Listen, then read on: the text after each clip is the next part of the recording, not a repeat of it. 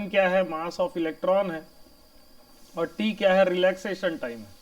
Relaxation time मतलब कि एक कोलिजन से दूसरे कोलिजन में कितना टाइम लगता है उसको क्या बोलते हैं, उसको हम लोग बोलते हैं रिलैक्सेशन टाइम टाउ। ठीक है। मोबिलिटी ऑफ आयन क्या होता है, mobility of ion, mobility of an ion is defined as drift velocity per unit electric field.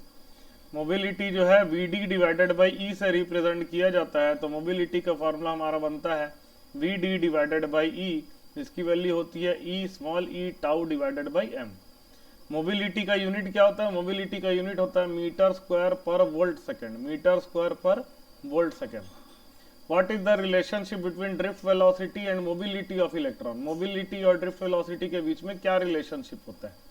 ठीक है, तो हमें पता है कि करंट और ड्रिफ्ट वेलोसिटी के बीच में क्या रिलेशन होता है, N E A V D. Current जो होता है I is equal to N E A V D, I जो होता है वो क्या होता है N E A V D. ठीक है, और वी डी की जगह क्या लिखा जा सकता है, वी डी की जगह हम लोग लिख सकते हैं V D divided by E is equal to mobility होता है, तो वी डी की जगह क्या लिख सकते हैं, मोबिलिटी इंटू ई लिख सकते हैं। तो हम लोग यहाँ पर वी डी की जगह म्यू इंटू ई लिख देंगे, तो आई इज इक्वल टू क्या बन जाएगा, N E A mu E. मतलब जो करंट जो होता है वो डायरेक्टली प्रोपोर्शनल टू मोबिलिटी होता है। अगर मोबिलिटी ज़्यादा है तो करंट भी ज़्यादा होगा, और मोबिलिटी कम होगा तो वो करंट की वैल्यू भी क्या होगी, कम होगी। फिर एक इम्पॉर्टेंट, सबसे इम्पॉर्टेंट लॉ है इस चैप्टर का, जो कि है हमारा ओम्स लॉ। ओम्स लॉ क्या होता है, ओम्स लॉ ये बताता है कि किसी भी कंडक्टर में जो है, जैसे मान लीजिए कि ये कंडक्टर है, ये एक बड़ा सा क्या है हमारा कंडक्टर है, मान लेते हैं ये जो हमारा रेड कलर का क्या है कंडक्टर है, ये क्या है हमारा कंडक्टर है। अब ये कंडक्टर के अक्रॉस का जो टर्मिनल है ए है, और दूसरा टर्मिनल क्या है बी है। तो ए और बी का जो वी ए बी मान लेता हूँ, ए और बी के बीच का पोटेंशियल डिफरेंस है, potential difference between A and B. तो ये इसका ओम्स लॉ ये कहता है कि जितना ज़्यादा पोटेंशियल डिफरेंस होगा उतना ज़्यादा करंट होगा। The current flowing through any conductor it is directly proportional to the applied potential difference. यही क्या है हमारा ओम्स लॉ है, current is directly proportional to potential difference, या V is proportional to I कहा जा सकता है। प्रोपोर्शनैलिटी साइन जब हम हटाते हैं तो हम लोग मानते हैं कि इसको R से रिप्रेजेंट करते हैं, जो कि कहलाता है रेजिस्टेंस ऑफ द कंडक्टर। तो V is equal to R into I हो जाता है। R को क्या कहा जाता है, R is called electrical resistance. और unit of R, unit of R क्या होता है, वोल्ट पर मीटर। आर का जो यूनिट होता है वो क्या होता है, वोल्ट पर मीटर, या उसको आम भाषा में कहा जाता है ओम्स, ओम। अब याद रखिएगा ओम्स लॉ तभी सेटिस्फाई होता है when all the physical condition, temperature, pressure etcetera remains constant. जितने भी फिजिकल कंडीशन है, जैसे टेम्परेचर हो गया, प्रेशर हो गया, ये सब क्या होना चाहिए, कांस्टेंट होना चाहिए, तभी जो है ओम्स लॉ सेटिस्फाई होता है। ठीक है, ओम्स लॉ तभी सेटिस्फाई करते हैं। नेक्स्ट हम लोग आते हैं इलेक्ट्रिकल रेजिस्टेंस। इलेक्ट्रिकल रेजिस्टेंस क्या होता है, कोई भी कंडक्टर जो होता है अपने से करंट फ्लो होने को क्या करता है, अपोज करता है। The hindrance offered by the conductor to the flow of current is called electrical resistance. जो रेजिस्टेंस जो है, जो कंडक्टर जो है, जो भी हिंड्रेंस ऑफर करेगा, जो भी उसमें अवरोध पैदा करेगा, इसको क्या बोलेंगे, इलेक्ट्रिकल रेजिस्टेंस बोलेंगे। ठीक है, इलेक्ट्रिकल रेजिस्टेंस जो होता है, अगर हम लोग देखेंगे कि in any conductor the electrical resistance is given by R is equal to rho L by A, जहां पर रो क्या होता है, रो जो होता है रेजिस्टिविटी ऑफ द मटेरियल होता है, और रेजिस्टिविटी का जो फॉर्मूला होता है ML divided by NE square A tau. ठीक है, R की वैल्यू हो जाएगी ML upon NE square A tau, रो की वैल्यू हो जाती MNE स्क्वायर टाउ, रो की वैल्यू हो जाती MNE स्क्वायर टाउ। ठीक है, ये कहाँ से आया, इसको हम लोग देखते हैं। तो I का फॉर्मूला क्या आ रहा है, I जो होता है ये हमारा होता है NEAVD।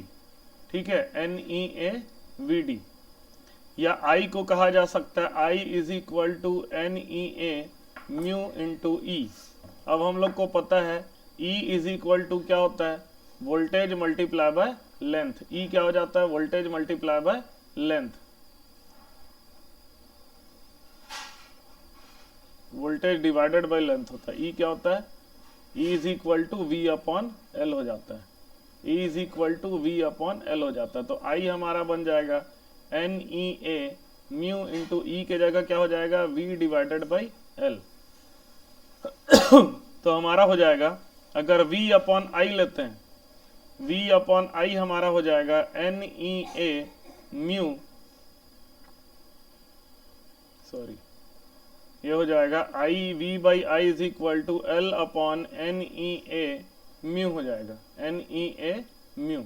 या V बाई एल को हम लोग लिख सकते हैं रेजिस्टेंस, तो रेजिस्टेंस की वैल्यू हो जाएगी L upon N E A mu, या बोल सकते हैं 1 upon N E A N E mu L upon A करके लिखा जा सकता है। तो ये जो पार्ट हो गया वो हमारा क्या हो गया, रजिस्टिविटी हो गया। Resistivity rho is equal to 1 upon N E mu हो गया, ठीक है, 1 अपॉन एन ई म्यू हो गया, ठीक है। या और जो है ये आ गया हमारा,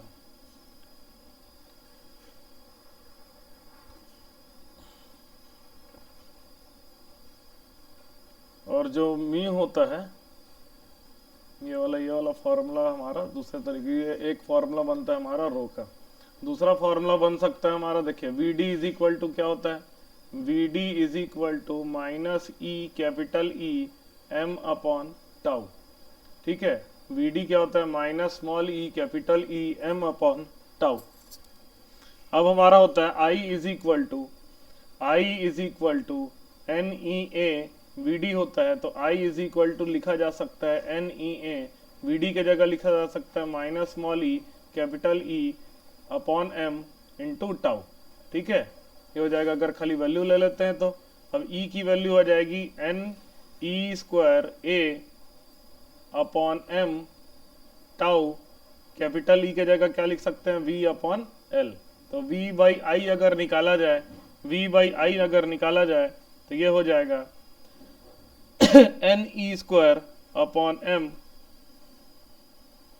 या वी बाई आई निकाला जाए तो M L upon N E square A tau आ जाएगा।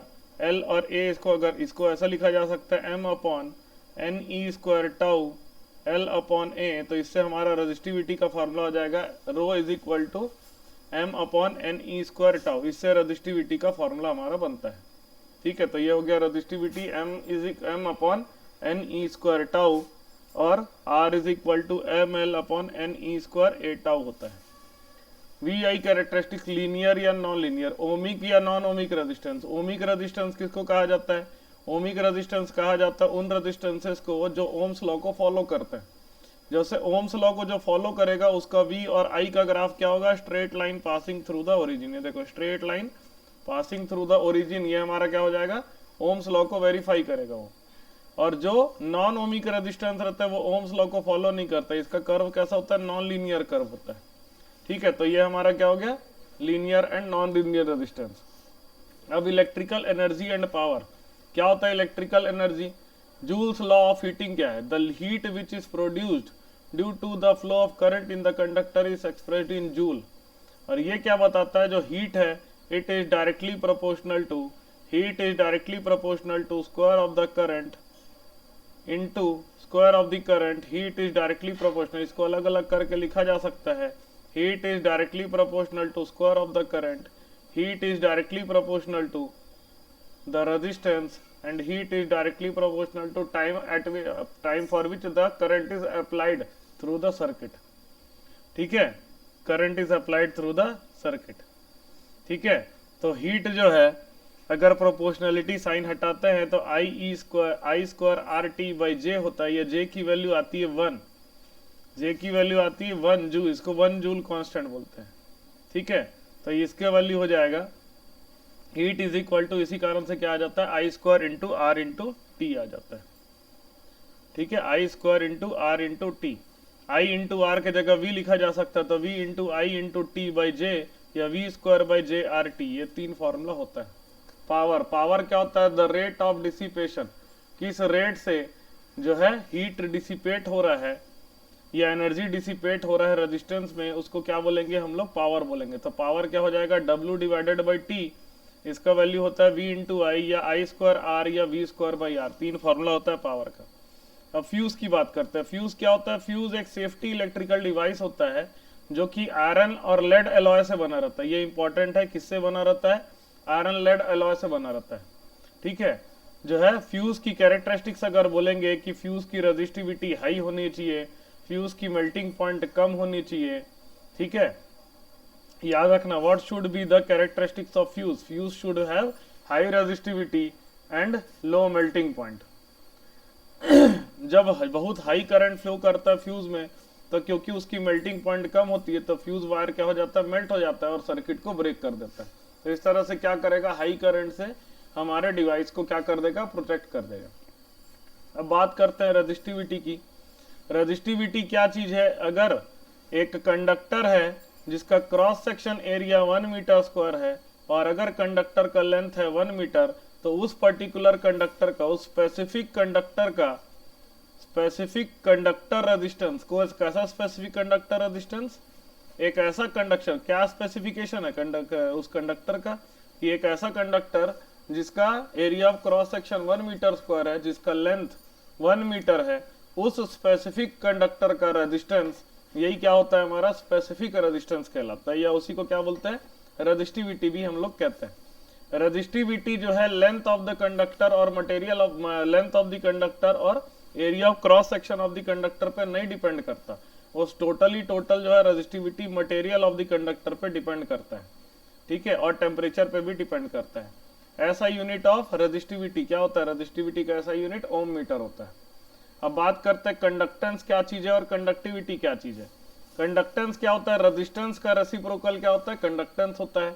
और रेजिस्टिविटी का रेसिप्रोकल क्या होता है? कंडक्टिविटी होता है। देखो, जैसे कंडक्टेंस को रिप्रेजेंट किया जाता है G से, ये क्या होता है? रेसिप्रोकल ऑफ रेजिस्टेंस, मतलब G is equal to 1/R। इसका ऐसा यूनिट होता है ओम का इनवर्स, रेजिस्टेंस का यूनिट का इनवर्स, ओम इनवर्स, या इसको मो भी कहते हैं या इसको सीमेंस भी कहते हैं। रेजिस्टिविटी का क्या होता है? रेजिस्टिविटी का ऐसा यूनिट होता है, रेजिस्टिविटी क्या चीज होता है? रेजिस्टिविटी होता है, सॉरी, कंडक्टिविटी जो होता है रेसिप्रोकल ऑफ रेजिस्टिविटी होता है। कंडक्टिविटी क्या होता है? रेसिप्रोकल ऑफ रेजिस्टिविटी होता है। उसका ऐसा यूनिट होगा ओम इनवर्स मीटर इनवर्स, या मो इनवर्स मीटर इनवर्स, या बोलेंगे सीमेंस पर मीटर। ठीक है, कार्बन कोड वाला एक क्वेश्चन आ सकता है। What do you mean by carbon code? क्या रहता है कि ज्यादातर जो रेजिस्टेंसेस होते हैं वो इस तरह से डिजाइन किए जाते हैं। क्या रहता है? सिलेंड्रिकल स्ट्रक्चर का रेजिस्टेंस होता है। सिलेंड्रिकल स्ट्रक्चर का रजिस्टर जो खास पर्टिकुलर रेजिस्टेंस की बनाई जाती है, उसमें सिलेंड्रिकल स्ट्रक्चर होता है, उसमें 4 ऐसे करके लाइन रहते हैं। ठीक है, तो ये कार्बन कोड से क्या कर सकते हैं हम लोग? इसका रेजिस्टेंस को फाइंड आउट कर सकते हैं। तो इसको याद करने के लिए क्या रखिएगा? बी रॉय, ये क्या बन गया? B Roy of Great Britain has a very good wife. समझे? ये 3 नियम याद रखेगा। उससे के बाद क्या करिएगा? बी से black, brown, red, orange, yellow, green, blue, violet, grey, white, gold, silver और नो कलरिंग। समझे? ये गोल्ड, सिल्वर और नो कलरिंग को बाद में ऐसे याद कर लीजिए, यहां से यहां तक याद कर लीजिए। B Roy of Great Britain has very good wife. इससे क्या करेंगे? 0 1 2 3 4 5 6 7 8 9 तक का उसका कोड हो गया। ठीक है, उसका क्या हो गया? कोड हो गया। ठीक है, अब क्या करेंगे? इसका किसी भी चीज का रेजिस्टेंस अगर फाइंड आउट करना है तो इस तरह से याद रखिएगा। पहला लाइन को लिखिएगा A, दूसरा B इंटू 10 का power C plus minus D%, plus minus D%। तो इसका जो टॉलरेंस होता है गोल्ड का, अगर लास्ट में गोल्ड है तो इसका टॉलरेंस 5%, अगर लास्ट में सिल्वर है तो उसका टॉलरेंस हो जाएगा 10%, और अगर कोई कलर नहीं है तो उसका टॉलरेंस हो जाता है 20%। सपोज आपको पहला कलर मिल गया रेड, दूसरा कलर मिल गया ऑरेंज, तीसरा कलर मिल गया ग्रीन और चौथा कलर आपको मिल गया गोल्ड, है ना? तो इसका क्या हो जाएगा? R से आप देखिए, R का वैल्यू क्या है? 2, तो 2, O का वैल्यू कितना है? O का वैल्यू 3 है, इंटू 10 का पावर C मतलब तीसरा लाइन मतलब ग्रीन का वैल्यू कितना है? 5, प्लस माइनस गोल्ड है तो 10% का इसमें टॉलरेंस। तो ये क्या हो जाएगा? कार्बन कोड से हम लोग रेजिस्टेंस को फाइंड आउट कर सकते हैं। अब बात करते हैं resistance in series and parallel. Series और पैरेलल का क्या मतलब होता है? अगर दो रेजिस्टेंस इस तरह से कनेक्टेड है, ठीक है, दो रेजिस्टेंस इस तरह से कनेक्टेड है, तो इनको क्या कहा जाता है, इनको कहा जाता है सीरीज कॉम्बिनेशन ऑफ रेजिस्टेंस।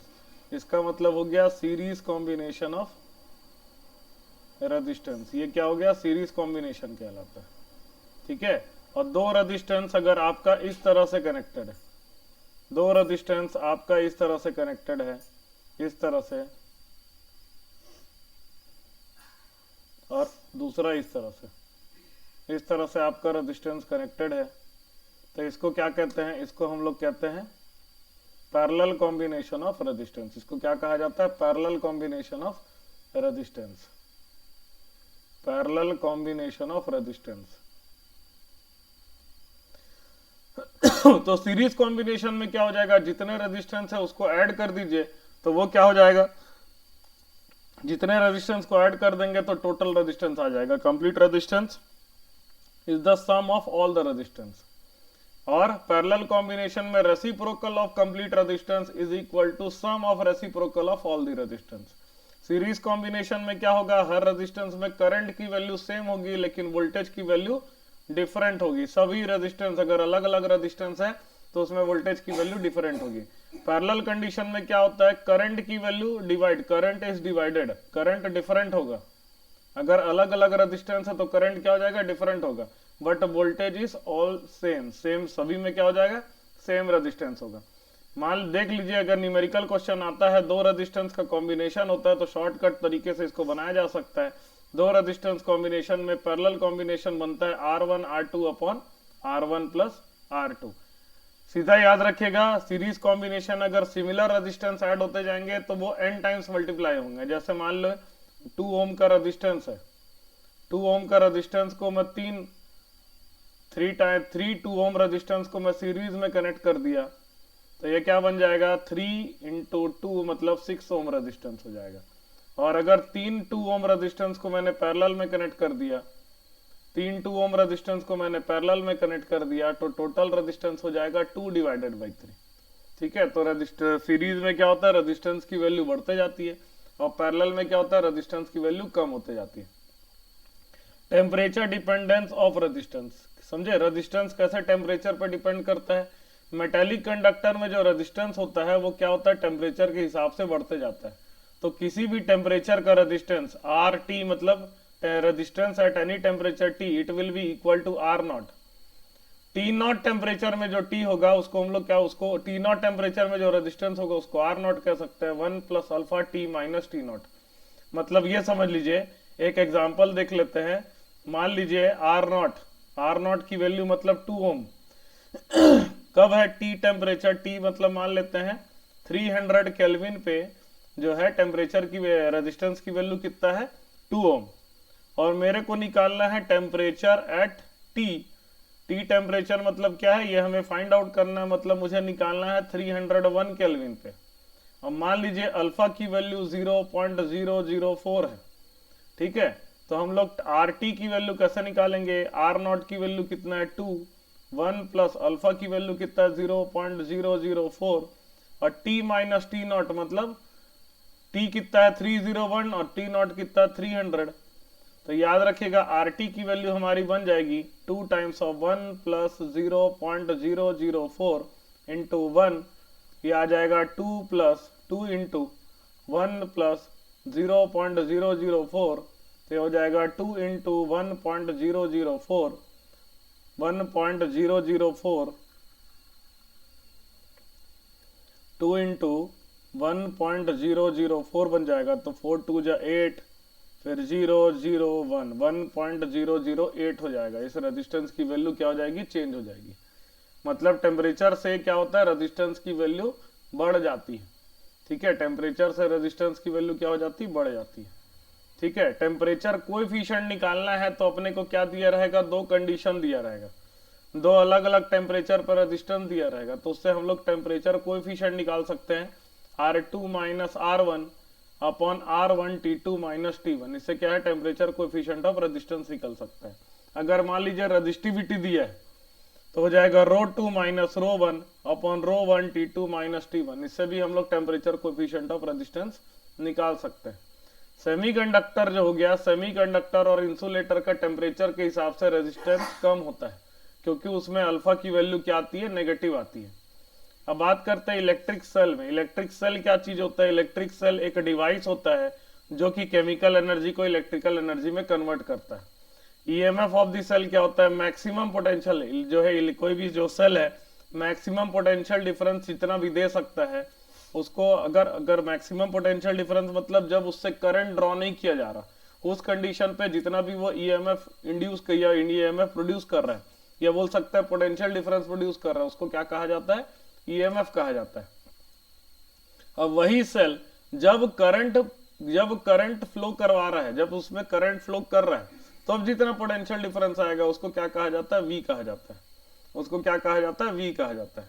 तो देखिए यहां पर क्या है, जो है ई जो है, अगर इसमें करंट फ्लो नहीं कर रहा तो उसका जो पोटेंशियल डिफरेंस आएगा, मतलब जब करंट फ्लो नहीं कर रहा तो वी की वैल्यू कितना हो जाएगा? ई हो जाएगा।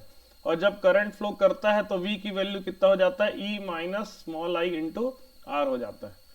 ठीक है। इंटरनल रेजिस्टेंस क्या होता है? इंटरनल रेजिस्टेंस जो होता है, जो बैटरी है या जो सेल है उसके अंदर जो हिंड्रेंस ऑफर होगा या जो रेजिस्टेंस ऑफर होगा उसी को क्या बोलते हैं? इंटरनल रेजिस्टेंस बोलते हैं। इंटरनल रेजिस्टेंस कौन कौन से फैक्टर पर डिपेंड करता है? पहला, इलेक्ट्रोड के बीच में सेपरेशन कितना, उस पर डिपेंड करेगा। कितना इलेक्ट्रोड का पार्ट जो है इमर्ज है, इलेक्ट्रोलाइट के अंदर डला हुआ है।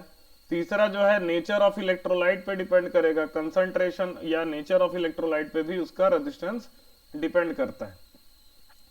अब देखिए सेल की कॉम्बिनेशन की बात करते हैं। जैसे अगर n सेल्स सीरीज में कनेक्ट हो जाते हैं, n सेल्स अगर सीरीज में कनेक्ट हो जाते हैं तो जो करंट की वैल्यू, देखिए इसको कैसे आएगा, जैसे एक सेल उसका रेजिस्टेंस R, फिर दूसरा सेल फिर उसका रेजिस्टेंस R, तीसरा सेल उसका रेजिस्टेंस R, चौथा सेल उसका रेजिस्टेंस R, ऐसे करके सीरीज में n सेल्स कनेक्टेड है। तो टोटल ईएमएफ कितना हो जाएगा? n इंटू ई के बराबर हो जाएगा। टोटल ईएमएफ कितना हो जाएगा? n इंटू ई के बराबर हो जाएगा। टोटल इंटरनल रेजिस्टेंस कितना हो जाएगा? n इंटू आर के बराबर हो जाएगा। तो टोटल करंट क्या होता है? Total EMF upon total resistance. Total resistance हो जाएगा external resistance plus internal resistance. Internal resistance कितना? n इंटू आर के बराबर है। तो ये हो जाएगा I is equal to N E divided by R external plus n into R. ठीक है। अब आर एक्सटर्नल की वैल्यू अगर बहुत ज्यादा है आर इंटरनल से, तब ये सीरीज कॉम्बिनेशन यूजफुल होता है। ठीक है। अगर इंटरनल रेजिस्टेंस से एक्सटर्नल रेजिस्टेंस बहुत ज्यादा होता है तब सीरीज कॉम्बिनेशन हमारा क्या होता है? यूजफुल होता है, अदरवाइज ये यूजफुल नहीं होता। ठीक है। अब अगला जो है, अगर m आइडेंटिकल सीरीज जो है पैरेलल में कनेक्टेड होंगे, ठीक है, अगर पैरेलल कॉम्बिनेशन को भी हम लोग समझ लेते हैं, समझे, जिसका अगर पैरेलल कॉम्बिनेशन में क्या हो जाएगा, पैरेलल कॉम्बिनेशन को भी हम लोग यहाँ पर एक बार समझ लेते हैं। अगर m आइडेंटिकल सेल्स पैरेलल में कनेक्ट हो जाते हैं, जैसे क्या है, इस तरह से एक सेल फिर दूसरा सेल फिर तीसरा सेल, ऐसे करके कई सारे सेल जो है पैरेलल में कनेक्ट हो जाते हैं। कई सारे सेल्स जो हैं वो पैरेलल में कनेक्ट हो जाते हैं। तो टोटल ईएमएफ कितना आ जाएगा? टोटल ईएमएफ हमारा आ जाएगा ई के बराबर, क्योंकि सभी का ईएमएफ तो सेम ही होता है। टोटल रेजिस्टेंस कितना हो जाएगा? टोटल रेजिस्टेंस हो जाएगा आर अपॉन एम। ठीक है। तो करंट की वैल्यू कितना हो जाएगा? E divided by capital R plus R by M. ठीक है। अब जब n की वैल्यू एम एन है, cells are connected in mix group, मतलब m सेल जो है वो m रोज पैरेलल में कनेक्टेड है और n सेल सीरीज में कनेक्टेड है। तो उस कंडीशन में क्या हो जाएगा? इसका करंट हो जाएगा mne divided by mr plus nr। अब याद रखिएगा, पैरेलल कॉम्बिनेशन ऑफ रेजिस्टेंस तभी यूजफुल होता है जब r की वैल्यू बहुत कम होती है स्मॉल r बाई m के। मतलब समझ लीजिए कि internal resistance is greater than external resistance, तब जाके पैरेलल कॉम्बिनेशन यूजफुल होता है, नहीं तो सीरीज कॉम्बिनेशन यूजफुल होता है। ठीक है। मिक्स ग्रुपिंग का कंडीशन क्या है? Capital R is equal to n R by m होना चाहिए। ठीक है। अब देखिए, अगर दो सेल्स अलग अलग ईएमएफ के हैं और अलग अलग इंटरनल रेजिस्टेंस और उसको पैरेलल में कनेक्ट कर दिया जाता है, तो नेट ईएमएफ आ जाएगा E1 by R plus E2 by R2 whole divided by 1 by R1 plus 1 by R2। तो इसका नेट वैल्यू आ जाएगा E is equal to E1R2 plus E2R1 upon R1 plus R2, और इंटरनल रेजिस्टेंस की value हो जाएगी R1R2 upon R1 plus R2 हो जाती है। अब बहुत ही इंपॉर्टेंट टॉपिक है इस चैप्टर का, किरचॉफ्स लॉ। किरचॉफ्स ने सर्किट को या नेटवर्क को सॉल्व करने के लिए दो लॉ दिए। पहला लॉ उसने दिया फर्स्ट लॉ, जो कि क्या है, जिसको जंक्शन लॉ भी कहा जाता है। जंक्शन लॉ क्या कहता है कि the algebraic sum of current meeting at a junction in an electrical network is zero. मतलब किसी भी पॉइंट में, इस वाला सर्किट में ध्यान दीजिएगा कि एक करंट जो है, देखिए ये मान लीजिए जी वाला करंट अंदर आ रहा है, I1 करंट बाहर जा रहा है, ये I2 करंट, ये मान लीजिए, अच्छा इसको थोड़ा सा हम लोग, ये मान लीजिए सर्किट क्लोज है, तो ये मान लेते हैं I1 करंट है, ये मान लेते हैं I3 करंट है, ये मान लेते हैं I4 करंट है। ठीक है, अभी फिलहाल जो है ये मान लेते हैं कि दिस सर्किट इज कंप्लीट। ठीक है, अब यहाँ पर देखिए total current incoming should be equal to total current outgoing. मतलब I1 और G जो है ये क्या है, इनकमिंग करंट है, और I3 क्या है, आउटगोइंग करंट है। इसको मैं IG लिख देता हूँ, I1 प्लस गैल्वेनोमीटर करंट, समझे, total incoming current should be equal to total outgoing current. ये क्या है, किरचॉफ्स का फर्स्ट लॉ है। और दूसरा लॉ ये बताता है कि the algebraic sum of potential difference of different circuit element of A close circuit is zero. Potential difference का जो टोटल वोल्टेज होगा वो क्या होगा, जीरो। ये ज्यादातर न्यूमेरिकल क्वेश्चन को सॉल्व करने में काम आता है। ठीक है, न्यूमेरिकल क्वेश्चन को सॉल्व करने के लिए ये काम आता है। ठीक है, अब आगे बढ़ते हैं। Wheatstone bridge. व्हीटस्टोन ब्रिज क्या होता है, एक अरेंजमेंट होता है, इस तरह का अरेंजमेंट जो कि क्लोज सर्किट बनाता है। Potential difference is applied across A and C and galvanometer is connected across B and D. The condition of null point, जब नल पॉइंट आएगा, नल पॉइंट मतलब जब गैल्वेनो सर्किट को स्विच ऑफ, मतलब switch on करने के बाद null deflection, मतलब गैल्वेनोमीटर का करंट जीरो कब होगा, जब सामने सामने वाला resistance P into S should be equal to R into Q. ये याद रखेगा, P इंटू एस, सामने सामने वाला रेजिस्टेंस की वैल्यू क्या आना चाहिए, सेम आना चाहिए। तो P S should be equal to R Q, तो इससे बन जाएगा P by Q it should be equal to R by S. तब क्या हो जाएगा, व्हीटस्टोन ब्रिज। अब मीटर ब्रिज क्या चीज होता है, मीटर ब्रिज जो होता है, ये व्हीटस्टोन ब्रिज के प्रिंसिपल पे एक डिवाइस बनाया जाता है किसी भी चीज का अननोन रेजिस्टेंस फाइंड आउट करने के लिए। तो ये देखिए, ये सेटअप है। सेटअप में क्या होता है, ये हमारा लॉन्ग रेजिस्टेंस वायर होता है। ये जो ब्रास का क्या रहता है, ये ब्रास का प्लेट रहता है, ब्रास का प्लेट, प्लेट के बीच में गैप रहता है, इसके बीच में यहाँ पर हम रेजिस्टेंस बॉक्स कनेक्ट करते हैं, यहाँ पर रेजिस्टेंस वायर कनेक्ट करते हैं। ये लंबा सा वायर रहता है, ठीक है, लंबा सा वायर रहता है। अब क्या करेंगे, इसके क्रॉस में हम लोग बैटरी लगाते हैं, रियोस्टेट लगाते हैं, जॉकी की लगाते हैं। अब क्या होगा, अब हम लोग क्या करेंगे, जो है एक जॉकी लगाते हैं, ये जॉकी के साथ क्या रहेगा, गैल्वेनोमीटर कनेक्टेड रहेगा। तो अब क्या होगा कि जब ये नल डिफ्लेक्शन मान लीजिए L लेंथ पे देता है, तो ये व्हीटस्टोन ब्रिज जैसा बन गया। इसका रेजिस्टेंस R है, इसका रेजिस्टेंस 100 माइनस L इंटू इसका total resistance per unit length मान लेते हैं स्मॉल r मान लेते हैं, resistance per unit length small r मान लेते हैं। तो इसका टोटल रेजिस्टेंस कितना हो जाएगा, 100 minus L into small r। इसका रेजिस्टेंस कितना हो जाएगा, L इंटू R। इसका रेजिस्टेंस हो जाएगा S।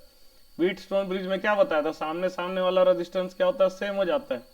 तो R multiply by 100 minus L into small r, it will be equal to S multiply by L into small r। ये small r cancel हो जाएगा। अब हमें क्या निकालना है, S की वैल्यू निकालनी है, अननोन रेजिस्टेंस, रेजिस्टेंस वायर का अगर निकालना है तो ये हो जाएगा R into 100 minus L whole divided by क्या आ जाएगा, L के बराबर आ जाएगा। तो ये क्या होता है, एक डिवाइस होता है जिससे हम लोग क्या करते हैं, जिससे हम लोग अननोन रेजिस्टेंस की वैल्यू को फाइंड आउट करते हैं, अननोन रेजिस्टेंस हम लोग निकालते हैं। आते हैं नेक्स्ट पोटेंशियोमीटर में। पोटेंशियोमीटर क्या होता है, पोटेंशियोमीटर जो है पोटेंशियल डिफरेंस को मेजर करने के लिए डिवाइस बनाया गया। पोटेंशियल वो भी उसी तरह से होता है, मीटर ब्रिज के जैसा ही रहता है, बस उसमें क्या रहता है, इसमें बहुत लंबे वायर यूज किए जाते हैं। ठीक है, अब जैसे मान लीजिए ये EMF इसका है E2 मान लेते हैं, EMF E2 है। It is to measure the potential the circuit containing battery of EMF E, उसका बैटरी क्या है, EMF E1 है। The main circuit containing battery of EMF E2, एक बैटरी है जिसका EMF क्या है, E1। दूसरा है एक बैटरी जिसका ईएमएफ है E2, इसको बोलते हैं हम लोग ड्राइवर बैटरी। जो मेन सर्किट में कनेक्टेड रहता है इसको क्या कहते हैं, ड्राइवर बैटरी कहा जाता है। और जो सेकेंडरी सर्किट में कनेक्टेड रहता है उसको क्या कहा जाता है, सेकेंडरी बैटरी कहा जाता है। सेकेंडरी बैटरी कंटेनिंग बैटरी, उसको क्या कहा जाता है, सेकेंडरी। अब क्या होगा, वर्किंग कभी होगा, देखो पोटेंशियोमीटर का वर्क कब होगा, याद रखिएगा कि प्राइमरी का ईएमएफ जो होना चाहिए वो सेकेंडरी के ईएमएफ से ज्यादा होना चाहिए, तभी होगा। अब when a steady current is pass through the potentiometer A B, there is a fall in potentiometer. ये जो है यहाँ से तार से यहाँ तक क्या पोटेंशियोमीटर फॉल करेगा, ठीक है। Fall in potentiometer per unit length को, एक यूनिट लेंथ में कितना वोल्टेज गिर रहा है उसको क्या कहेंगे, पोटेंशियल ग्रेडियंट कहा जाता है। पोटेंशियल ग्रेडियंट निकाल जाता है total V divided by L के बराबर। यहां से यहां तक अगर पोटेंशियल डिफरेंस V आ रहा है तो V divided by capital L क्या चीज है, टोटल लेंथ जो है कैपिटल L। इससे क्या करते हैं हम लोग, पोटेंशियल ग्रेडियंट निकाल लेते हैं। ये क्या होता है, पोटेंशियल ग्रेडियंट एक वेक्टर क्वांटिटी होता है। बैलेंस अगर होगा तो क्या हो जाएगा, E1 by E2 should be equal to L1 by L2 आ जाएगा, ठीक है। बैलेंस कंडीशन में क्या आता है, E1 by E2 is equal to L1 by L2, ठीक है। अब देखिए कुछ हम लोग क्वेश्चन करेंगे, जैसे कुछ क्वेश्चन देखते हैं। The storage battery of a car has an EMF of 12 volt. EMF की वैल्यू दिया हुआ है 12 volt. If the internal resistance of the battery, internal resistance को स्मॉल r से रिप्रेजेंट करता हूँ 0.4 ohm. What is the maximum current that can be drawn from the battery. कितना maximum current battery से ड्रॉ किया जा सकता है, ठीक है। तो मैक्सिमम करंट के लिए याद रखिएगा, maximum current can be drawn when external resistance it is equal to 0। External resistance क्या है, 0 होगा, तो मैक्सिमम करंट ड्रॉ किया जा सकता है। तो उस कंडीशन पे I की वैल्यू कितना हो जाएगा, 12 डिवाइडेड बाई इंटरनल रेजिस्टेंस 0.4, तो 12 120 बाई 4 आंसर आ जाएगा 30 एम्पियर, ठीक है। कितना आ जाएगा, 30 एम्पियर आ जाएगा, ठीक है। अब बैटरी ऑफ ईएमएफ 10 वोल्ट, अगला क्वेश्चन है। एक बैटरी है जिसका ईएमएफ कितना है, 10 वोल्ट, ठीक है। बैटरी का ईएमएफ है 10 वोल्ट एंड इंटरनल रेजिस्टेंस उसका है 3 ohm. It is connected to a resistor. If the current in the circuit is 0.5 ampere, current की वैल्यू 0.5 एम्पियर कर। What is the resistance of the resistor, resistance का resistance कितना होगा। What is the terminal voltage of the battery when the circuit is closed. Terminal voltage कितना होगा जब circuit is closed. Terminal voltage को represent किया जाता है V से, और रेजिस्टेंस, एक्सटर्नल रेजिस्टेंस